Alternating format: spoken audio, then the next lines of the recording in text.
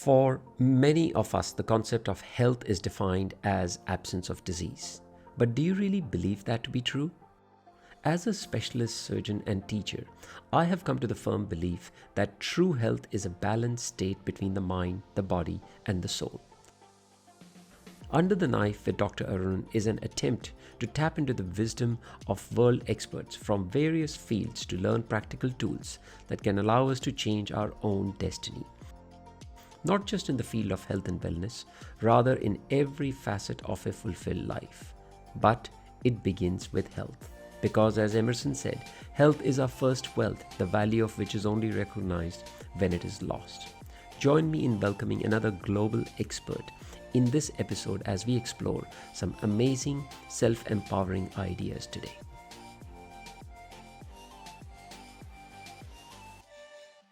Hello everybody, welcome to another episode of Under the Knife with Dr. Arun. I'm your host, Dr. Arun Dhir, and it is my endeavor to bring world experts on this podcast where we dissect modern day challenges that hold us from living fulfilled and empowered lives. My guest today is Dr. Fred Luskin. Dr. Luskin joins me from Stanford, San Francisco in California. And Dr. Luskin is a director of the Stanford Forgiveness Project. He's an author of several books. But what really fascinated me about this gentleman was that he teaches forgiveness. Now, I'm sure that all of us can do so much if we learned better how to forgive not only others, but also ourselves. And that's what is going to be the premise of this conversation. Dr. Luskin, thank you so much for sparing the time to speak with me. We've had some sort of recording conversation already, and I can see this is going to be a fun conversation. Good, thank you. Beautiful. So let me get straight into this. And I want to sort of just ask first that what got you started into forgiveness? What was your journey that really picked this whole concept of forgiveness that you decided to dedicate your life to it? I mean, ever since college, I've had a strong interest in spiritual things, in learning about, I guess you could call it the soul, but I don't know what it is, but there's something that's smarter and wiser than just my little mind and body. So I've had that interest since college, and I stumbled around for a while trying to figure out how to find things to do in life that would allow me to manifest that interest. So when I got to Stanford to get a PhD, I already had a pretty long-standing meditation practice, and I had been a yoga teacher, and I had lots of stuff. And I was lucky enough to have an advisor at Stanford who also had a meditation practice. Right. And so he and I, more him than me, because he had influence, but I had none, we started teaching classes on spirituality and health at Stanford. He got them approved because he was a long-term tenured professor. And so that got a conversation going with him and I about, well, what could I do for a dissertation and what's my role in this? Because, he was the trailblazer and I was just this.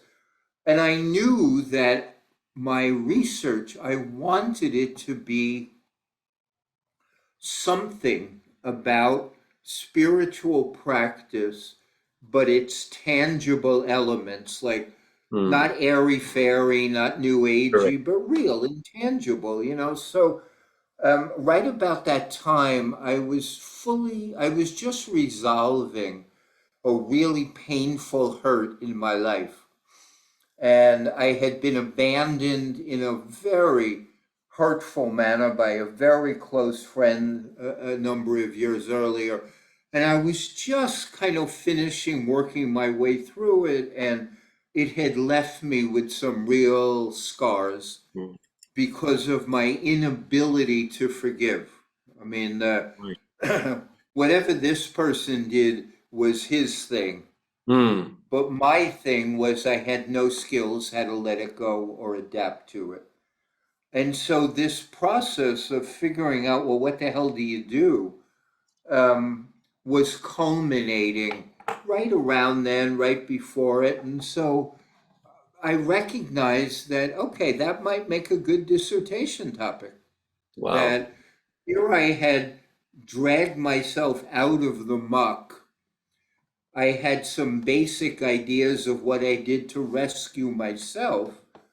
Maybe I could translate that into some kind of training for other people. And a dissertation was a perfect excuse to practice. So, luckily enough, this man was willing to be my dissertation chair. I really had to hustle around campus to find two other people because it was completely foreign territory. Yeah. I found one professor from electrical engineering, and another professor wasn't even a professor. He was an adjunct professor of medicine, but I got the approval. And so both my own woundedness, a long-term interest in kind of spirituality, and a desire to concretize spirituality, like to make it, like if this stuff is real, it's going to have impact in the here and now. So Yeah. that's my long story. So That's my long story for you. just to clarify on that, Dr. Luskin, when you were hurting, is that when the idea of doing a dissertation came up? Like, that's fascinating because I see that when we are going through a crisis, right? Anybody, and I'm talking this in general, normal human nature is to go sort of, to withdraw. This is like, you almost get stuck in that loop that, this person did this to me and you're like stuck. But for you to be able to recognize that and pull yourself out and channel that energy in a different direction is an act of courage. That wasn't the act of courage, actually, if you're asking me. That was kind of, well, I have a whole pile of lemons. Let me at least make some lemonade. I mean, I had a stack of lemons like 4 feet high. That was not the courage. The courage actually was a few years later, after having completed the dissertation, Right. after having had some success teaching it. When I started to go out in public, I met a lot of resistance. Mhm. That, in particular, psychotherapists, religious people, they were, for different reasons, horrified that a secular Stanford teacher would go out there and talk about forgiveness. Now, the psychotherapists, they started accusing me of not caring about child abuse and making excuses for kids being beaten and sexual abuse. They started attacking me because I was taking some of their business, so to speak, Mm. and they didn't like that. And that, if you're asking me what took courage, it was to stand in front of lots of audiences and have a lot of hostility projected on me, either from religious people, which is, hey, where's Jesus in this? Yeah. Or where's Buddha in this? And I'm saying, hey, it's not even me. This is a eternal principle, and we have some data that it's good for you. But the biggest challenge was from therapists and other professionals who were, in their mind, I wasn't protective enough of victims. Yeah. And I think And your that's, your construct go of ahead. forgiveness was not matching what was already there for centuries, like religion especially is thrives on, and this is and I'm not critical of Hinduism. I grew up as a Hindu, but I think almost every religion thrives on making people feel that you're going to be a sinner if you didn't do this, so and you'll be It's punished for your weird. sins. It's weird, isn't it? Like if you don't follow our little pathway, one, you can't get to God, but two, we're going to kind of excommunicate you Yeah, because we have the true pathway. One of the things that this major professor and I were contemplating was when we were thinking about forgiveness, should we make it a religious thing or a secular thing or put both of them together? The way that religious people approached us convinced us that there was no way we were going to do this as a religious thing mm, because they were too biased towards their own. yeah, So if we came out and talked about forgiveness, literally somebody would say, "Hey, this is good, but where's Jesus?" Or "This is I know. good, where's Buddha?" Or "This is good, why are you talking about this when my path is the only true path?" So we dropped Yeah. that really quickly. Now that's true. So, Dr. Luskin, let's get into it. What exactly is forgiveness, and how does that differ from reconciliation? Uh, is there are those two things different? Or, in your opinion, what is your research? What is the meaning of forgiveness? We have a very idiosyncratic meaning, which is it's making peace with the word no. Right. With the So word our no. definition is, yeah, no, you're not getting what you want. Now, Mhm. how do you deal with that? So people get no in a love affair or at a job or in the parents they got or in the health that they got. Something says no to a desire or a picture of how things are supposed to come out. Forgiveness is the active quality of making peace with that no. It's like, no, you may not get this partner to love you, Mm. but that doesn't mean there's no partner that's going to love you. Or you may not get this partner to love you, but look around. The whole world is filled with things where people don't get what they want. So we took that as the central quality to take it away from the specific offense. So people would come to see us and say, I'm angry because I had terrible parents. Mm. And somebody else would be angry because their boss was a shit. And somebody else would be angry because their doctor screwed up in how they were treated. And we tried to find commonality there because they would get lost in the drama of their story. And we wanted to take it away from the drama of the story. So it was about, oh, each of you is trying to figure out what to do when life says no. Yeah. And it's actually And understanding the bigger picture, which is something that is very hard to do when you are caught up in the middle of crisis or adversity, because that's when your stress response or whatever, you just withdraw. You only see the way on from matter to matter. You're trying to keep yourself safe and secure and blame others and be a victim, whichever way you get the attention. I believe that, and I totally agree with what you're saying. So tell us a little bit about, just briefly, can I add one more thing to please, that? please, absolutely.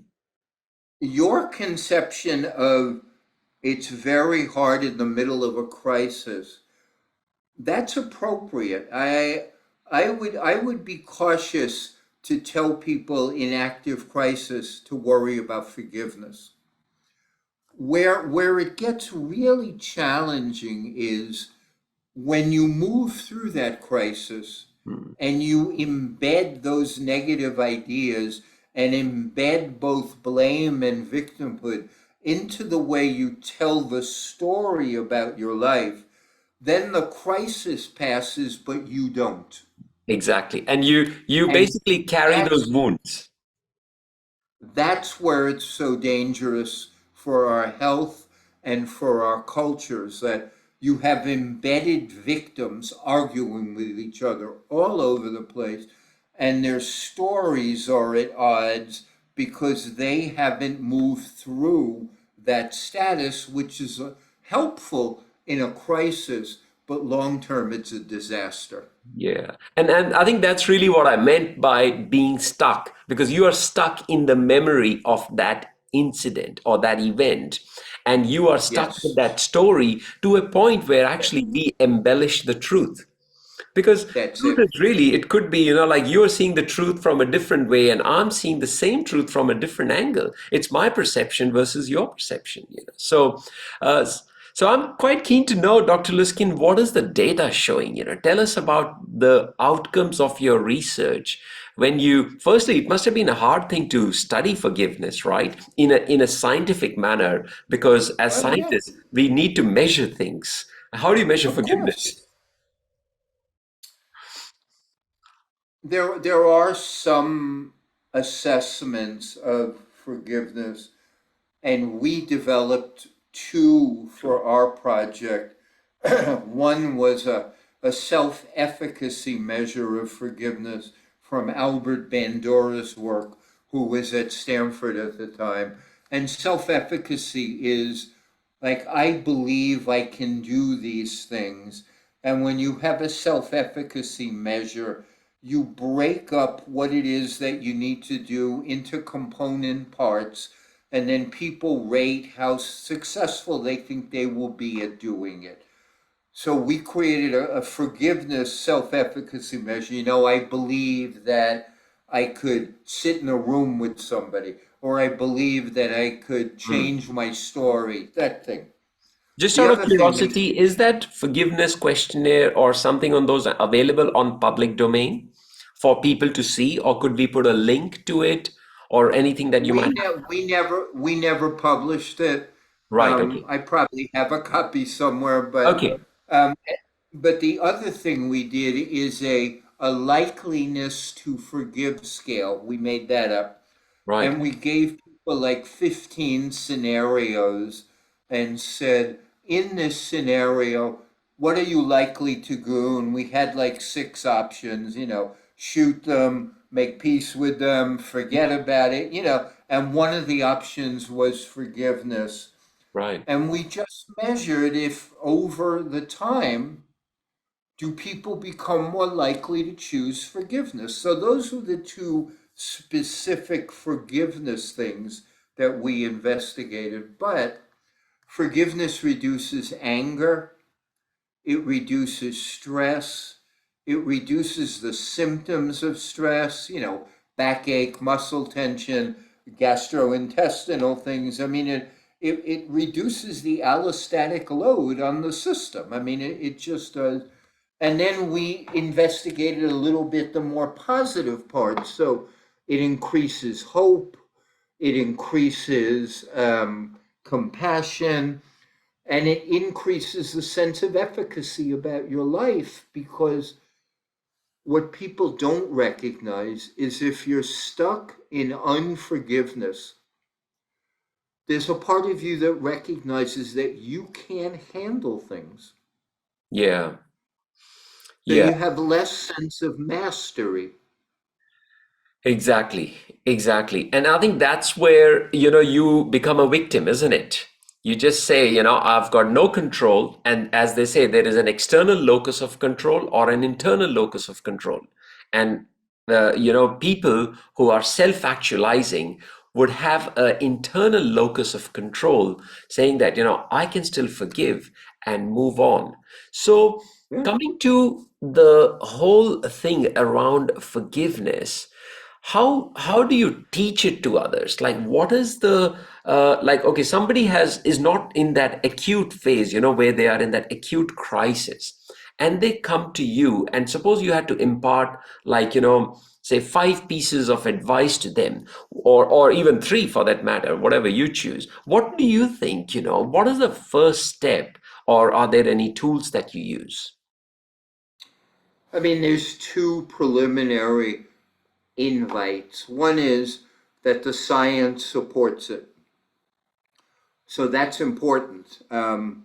it makes a difference for me to have that little stupid tree behind me, that Stanford matters. And that's a significant part of the salesmanship, that, even though forgiveness has been around since human beings have been around, it makes a difference. That's why we have our credentials.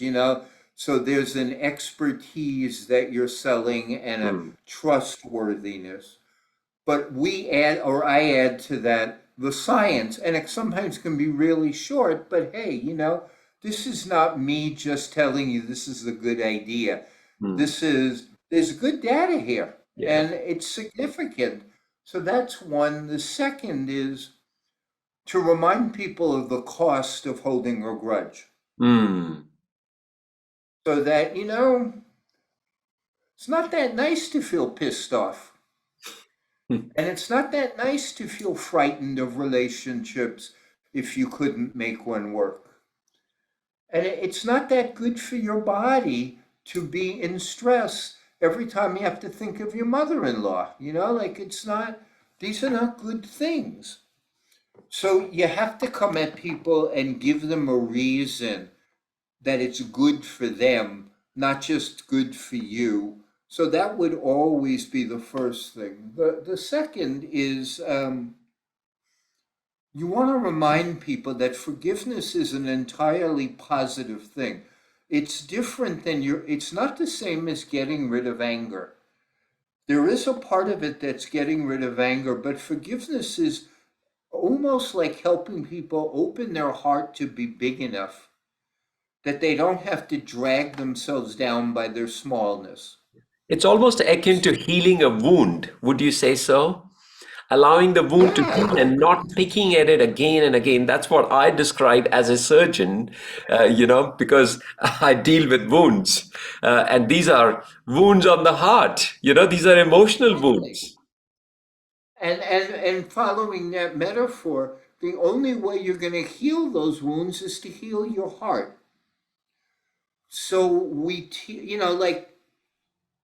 like any other smart, I mean, we developed this before there was positive psychology, but the practices of positive psychology are such wonderful introductions Hmm. to how it is that you open your heart back up. So we do some heart-centered meditation, or we remind people to be grateful, or you look out the window and find beauty. Hmm. Those are all entree into a heart. And then we remind people that, the only place you're going to forgive from is an open heart. Like, you're not going to think it, you're going to Logically, you won't feel be it. able to get there. There's no And, logic and in your, yeah, and your heart's going to be open enough. So at least for a moment, you don't have to blame anything for ruining your life because you have an open heart.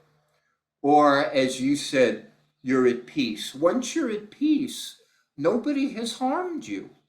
Yeah, I totally agree with what you're saying, Dr. Luskin, that, firstly, of course, the first step is the individual's mind to be open to new ideas. And coming to someone like yourself, who's got the credibility, who's done the research, who presents the data. So it's no longer an opinion. Because, I often say to people that if you're going to your mom or to your spouse to get advice, well, that's not a good idea because they are emotionally bonded to you. They're not professionals. They're going to give you advice based on their filters. So that's the one thing. But I'm keen. I heard that you've mentioned two tools so far that I heard. One is meditation, a heart-centered meditation as a tool. We're getting down to the mechanics of it now as to how do you actually do it. Because anybody who's listening to this, I'd love for them to take some practical things that they could implement. So heart-centered meditation, and then you also spoke about, did you say open-mindedness? But that how do you get to that state of open-mindedness or have an open heart? Is this through meditation, or do you have concepts like journaling or some mind-body exercise like yoga? What tools do you employ? I mean, the simplest one is you have people together in a room Right. and you have everybody look out the window and choose something in nature that's beautiful and tell them to look at it, take a few deep breaths, relax, and okay, now let's start over. You're not somebody who's just desperately wounded by your past. You're somebody who right now can find the beauty in the world. Now, you can choose to go right back from looking at beauty and go hate grandma if you want, but recognize it's your choice. Hmm. We also do a very simple CBT practice, which we call unenforceable rules. But CBT, cognitive behavioral Yes. stuff, is essential because you can teach very simple disputes around, well, they were supposed to do this, or this is the way it should have been. Again, it's all related to making peace with no. Hmm. Yeah. So, one of the things, and this is directly related to what you said, one of the metaphors that I came up with around my friend who had so hurt me was that he and I had gone into different movie theaters and that we were watching different movies. And then we came out and argued about whose movie was right. And I kept on yelling at him, but wait a second, you're supposed to watch my movie. Your movie's not right. The only one that's right is mine, and you're supposed to watch it. So that's an entree into a very simple cognitive disputation. Hmm. Like, well, who said? Yeah. And I think from And what you've that just described about your particular incident, when you move forward in life and you look back, it just seems so silly, right? That you so were true. holding on to the, I'm not saying about you necessarily, I'm just saying when you look back in your own life, you think that, oh my God, was I so unhappy about that? I So, know. I know. And yeah, that's another practice that we have done. And it's hard for people just to remind them that, you're going to be dead. And so you don't get to hold on to any of this shit. yeah, So the question is not whether you will let it go, but when. Do yeah. you wait till you're dead to let it go, or do you choose to let it go willingly? But either way, it's going to be toast. Um, there's a well-known statement that is attributed. Um, I don't know who it's attributed to, but forgiveness is giving up all hope of a better past. Well, that's beautiful. And yeah, and Forgiveness that is form, giving up all hope of a better past. I'll repeat that because that's powerful. That's really powerful. that's it. And in fact, somebody else told me just on that notice, to not forgive is like drinking rat poison and expecting the rat to die. Of course, it's a common one. Right, right. And that's Nelson Mandela's contribution. But there's when you speak to people about forgiveness, the key issue is not to get lost in their drama, Yeah. but to see that them being lost in their drama causes them suffering. Hmm. That's true. And because when you are lost, you lose hope, isn't it? And I think that's the one thing that I've seen being in this space now, Dr. Luskin. I think health, somebody who's healthy has got hope. And if you've got hope, you've got everything. This is my belief. Thomas Carlyle said that very famously. Wow. But coming back to what you mentioned, I truly believe you said something about nature, that you get your group to look out in nature.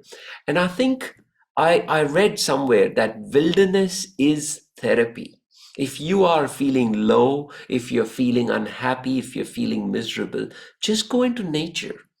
And I often practice this, and I tell my clients, my friends, whoever wants to sort of, take some advice from me is that, just go and spend time in nature. In fact, I've stopped going to gym to exercise.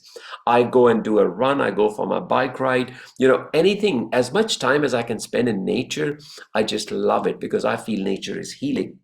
And the second thing you talked about was, do you said that, what is your choice? Do you want to carry this hurt all the way to the end of your life? Well, in fact, there was a nurse from Australia. Her name was Bonnie Ware, wrote the book Top Five Regrets of the Dying.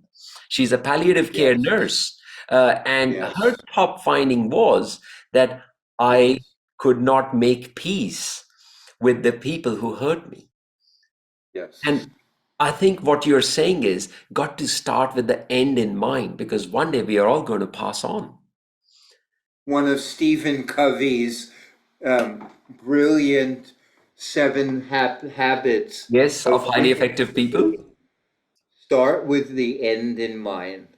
Exactly, exactly. You know, the the other piece is that the more I have an integrated whole around this, the more people trust me.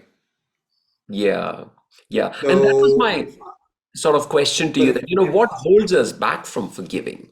Like, what holds us? What is our challenge? What have you observed in your research? the, I mean, the stuff that people have trouble forgiving is the stuff where they believe that they can't replace or repair something.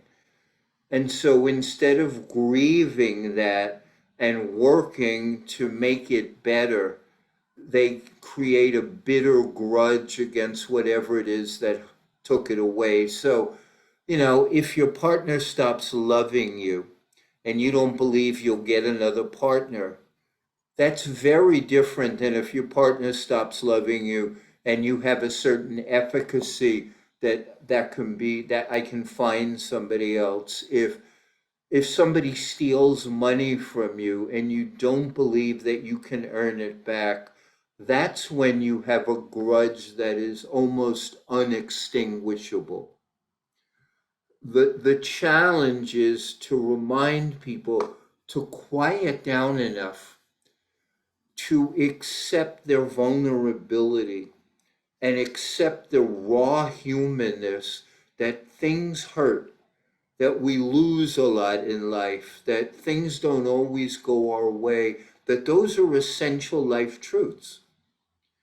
And then when you have that vulnerability and that like acknowledgement, then you can appropriately grieve the loss Yeah. Yeah. instead of holding on so tightly. Yeah, and I think just from a personal experience, and this may sound funny, social media, especially Facebook, does a great disservice in that because it comes up with memories of, your photos of the past. Okay, this is what you were doing 5 years ago, 10 years Uh, ago. And I mean, it is challenging, right? Because there are so many material cues in your surroundings which remind you of your past, no whether it's just question. social media, it's the old photos, or whatever it may be for you. I mean, the environment is trying to get you to remain stuck in your past, I believe. It takes courage to uproot and put your. There, there is a practice if you want to become better at forgiving. Yes, It for a little bit do like what the 12-step programs ask and the do Alcoholics Anonymous program. a fearless inventory of where you've harmed others. Wow. If you want to join the real world, then recognize that we flawed human beings hurt each other Yeah. and that we have hurt people and that Isn't it's that quote, simple. sorry to interrupt you, isn't that quote that says, hurt people hurt people? Yeah. Yeah. But everybody hurts people because you can't help it. Like we're Yeah. we're touchy, and we're all somewhat selfish, and we stumble around. I mean, when they look at what makes a marriage successful, they were really surprised to find that one of the five most important ingredients was forgiveness. Yeah. Yeah. You can't be with somebody long term without forgiving them. This is John Gottman's work, right? The six I don't forces. think, I mean, he promotes it, but the research was separate. Right, right. Okay. Oh, sorry, you're talking about Yeah. your research. No, just research out Research. there. Okay, got When it. they would investigate happy couples, I mean, Yeah. just survey research, Yeah. they all had learned to forgive. Yeah, yeah. In fact, John Gottman's work was really centered around having that recognizing that respect for each other, and that is based on forgiveness, clearly. So Of course, if I respect of you, I'm course. happy to forgive you. But if you don't have that element or the ability to forgive, that is so. What I'm hearing from you is, Dr. Luskin, that we can't forgive because we are stuck in our past patterns of thinking. I believe that Yes. is where we are only thinking about a situation from one perspective, and it takes these multiple. It's a multi-pronged approach. It's like a multidisciplinary approach, right?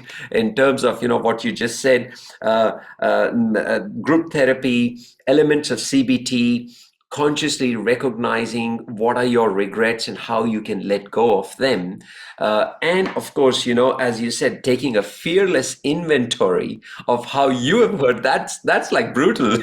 And that doesn't even get at the two most important intervention parts. Yeah, The two most important intervention parts are teach people to change their story yeah, yeah. It's the story. directly.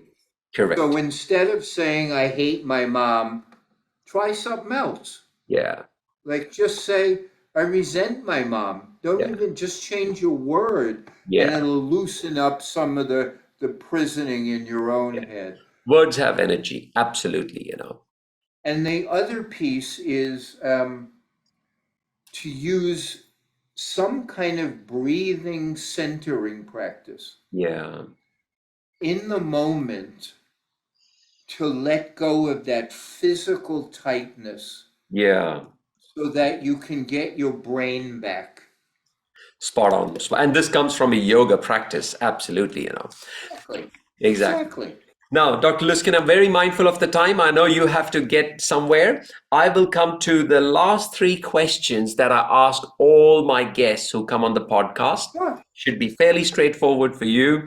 Uh, Let me get straight into it. The first one is, what do you think is your most successful single habit that has allowed you to come to that level of understanding and has brought you material success, spiritual success, whichever way you measure it? We all have different measures. What would be that one habit that you'd like to share with us? When I was thinking when you asked me that, there were two that rattled around in my head, but Beautiful. I'll take two. no, but I'll emphasize them both. One is I really have had a disciplined meditation practice for almost 40 years. Wow. And how long is your meditation session? Like, how long do you meditate for? Somewhere between 45 minutes and an hour a day. Beautiful. So that's a healthy dose over Very 40 years. amazing. But the habit that popped up even more than that was in my marriage or significant relationship, um, that I have a habit of really working hard to show up. Wow. And so that has forced me to recognize that one, my point of view is not the only one. And Yeah. that can be really a pain in the ass at times. Two, you have to negotiate things even when you're right. And three, I have to forgive them and they have to forgive me. Otherwise, we have no relationship. Yeah. But there's something about the commitment to Yes. be present and work at it. Yeah. I don't know that I'd be the person I am if I hadn't have done that for so many years. That would be the one habit Yeah. that I would say had more transformative effect than anything. Yeah. The habit of showing up and be open to the other person's perspective and Exactly. not try and bend them to agree with you. I admire that. And Well, it leads to my yeah, second question, which is very connected, I would say, that if all your work, all your books that you've written, the videos were taken away from you, hypothetically speaking, what would be your three pieces of wisdom you might want to give to your loved one? Just three lines. well, one of them was what you said before, which is when you look back, you will be amazed at how much you turn nothing Insignificant. into something all over the place. Yeah. So that brings up the don't sweat the small stuff, it's all small stuff. Yeah. It's all small stuff So that anyways. would that would be one. Beautiful. The second one would be that's where I would highlight the meditation practice that nobody can do for you unless you quiet your mind a little. That's Nobody. beautiful. Yeah. What you can do for you is You- far more than what others can do for you. Yeah, you have to quiet your mind. And the third one is, if you look back on your life, the stuff that will matter is when, like, you did the right thing. Hmm. Like when you showed up, when you were kind, that other people's behavior Yes. is not as important as you might think as an influence on your behavior. Like you're responsible for you, and you will feel better Yeah. if your memories are of you doing the right thing. Yeah. So That's very those would beautifully be said.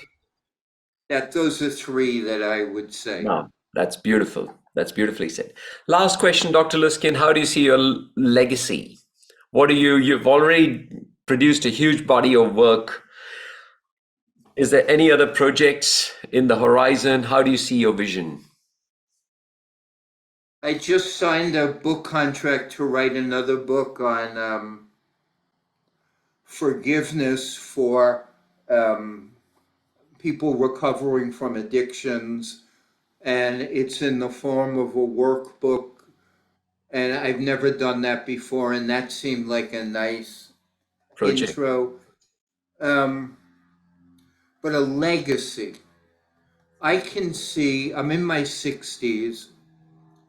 I can see how ambition fades and like being a somebody, it matters a hell of a lot less than it did 20 years ago. Yeah. But what does come up is like the world needs older people who are authentic and trustworthy.